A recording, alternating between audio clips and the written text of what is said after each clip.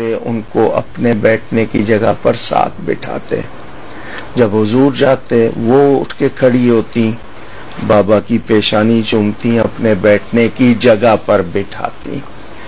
کوئی بڑا چھوٹے کے لیے اٹھے تو یہ شفقت ہے، اس کے لیے نوازنے والی بات ہے. چھوٹا بڑے کے لیے اٹھے یہ تعظیم ہے. تو حضرت سیدہ کے لیے نبی پاک کا اٹھنا یہ کمال شفقت، کمال محبت ہے. اور حضرت سیدہ کا اپنے بابا جان کے لیے اٹھنا یہ کمال تعظیم ہے. تو قیام تعظیمی کا بھی پتہ چلا کہ کسی کے لیے تعظیماً کھڑے ہونا غلط نہیں ہے. یہ بھی ثبوت اس واقعے سے ملا. حضور صلی اللہ علیہ وسلم کی ایک بات میں سوچ کر بڑا، حدیث مستدرک میں بھی ہے، حضور حضرت سیدہ فاطمہ کو سونگتے تھے، فرماتے تھے مجھے اس سے جنت کی خوشبو آتی ہے. سبحان. اب میں اس حدیث پر غور کرتا ہوں. مثلا میں کوئی عطر، جس کو آج کل ہم پرفیوم کہتے ہیں انگلش میں، عطر سونگتا ہوں تو مجھے اس کی پہچان میں کہہ دیتا ہوں یہ گلاب ہے، یہ موتیا ہے، یہ یاسمین ہے، یہ عود ہے. تو میں نے اگر جنت کی خوشبو سونگی نہیں ہے میں بتا کیسے دوں گا؟ بہت پیاری بات. تو حضور صلی اللہ علیہ وسلم کا یہ فرمانا کہ ان سے جنت کی خوشبو، میرے آقا چونکہ جنت کے مالک بنائے گئے ہیں، وہ جانتے ہیں وہاں کی ہر چیز. اور پھر سیدہ کے بارے میں ان کو خود یہ سنانا، فرشتہ آیا ہے اور اس نے یہ خبر دی ہے کہ تجھے اللہ تعالیٰ نے جنت کی عورتوں کی سردار، سارے جہان کی عورتوں کی سردار. علماء میں ایک بحث چلی تھی کہ حضرت مریم افضل ہیں یا حضرت فاطمہ. تو چونکہ قرآن نے حضرت مریم کی شان بیان کی کہ اللہ نے انہیں چن لیا سارے جہان سے، وہ اللہ کی چنی ہوئی برگزیدہ خاتون، ان کے لیے ایک نسبت ہے کہ وہ حضرت عیسیٰ علیہ السلام کی والدہ ہے. ادھر 3 نسبتیں، علامہ اقبال نے اس کو لکھا کہ 3 نسبتیں ہیں حضرت زہرا کے لیے. پہلی یہ کہ بیٹی ہیں نبیوں کے سردار کی، بیوی ہیں ولیوں کے سردار کی، اور ماں ہیں شہیدوں کے سردار کی. تو یہ اللہ کی عطا.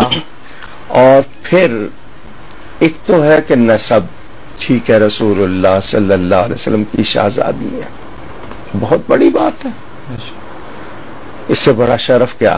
لیکن اس شرف کے باوجود ان کی زندگی دیکھی جائے تو نمونہ ہے کائنات کے لیے کہ گھر کے کام کاج خود کر رہی ہیں، بچوں کی تربیت، عبادت میں کوئی کمی نہیں.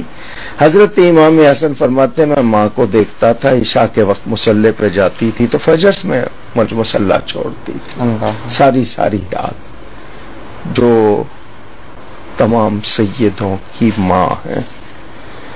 آج ہم سید کہلانے والے یا دوسرے لوگ ان سے عقیدت محبت کا تو اظہار کرتے ہیں، مگر ان جیسا عمل کوئی بھی نہیں ہے ہمارا.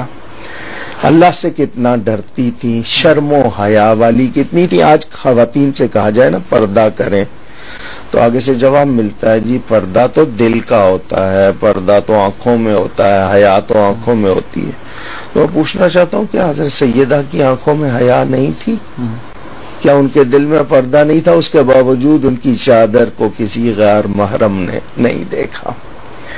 پھر حضور صلی اللہ علیہ وآلہ وسلم کے ارشاد کے مطابق ان کے لیے جو کچھ بتایا گیا، روایتوں میں یہاں تک ہے قیامت کا دن ہوگا جس دن لوگ اللہ کے غضب سے نفسی کا مطلب میری جان، یعنی مجھے اپنی پڑی ہے، سر مجھے اپنی فکر ہوگی، مائی سیلف کر رہے ہوں گے. اس دن ایک آواز آئے گی، اے میدان محشر میں جمع ہونے والوں اپنی نگاہیں جھکا لو.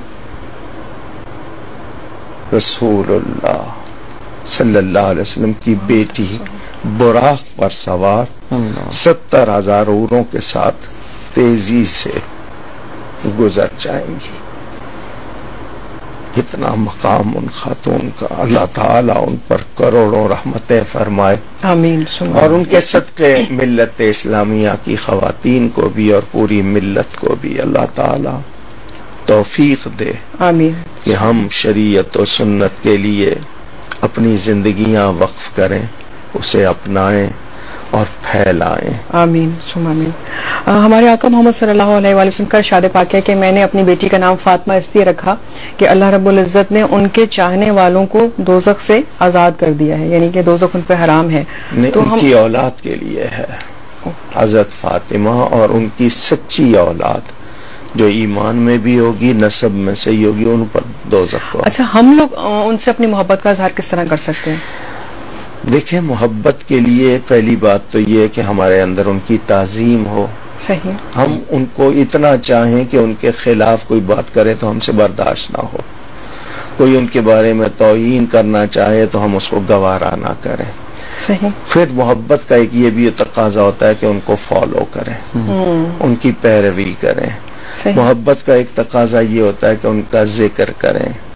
اور پھر آل نبی یہ وہ ہیں جن پر ہم درود بھیجتے ہیں، جب تک ان پر درود نہ بھیجا جائے ہماری نماز پوری نہیں ہوتی، بے شک اس دیکھا جائے تو۔ صحیح۔ اور پھر ان کی محبت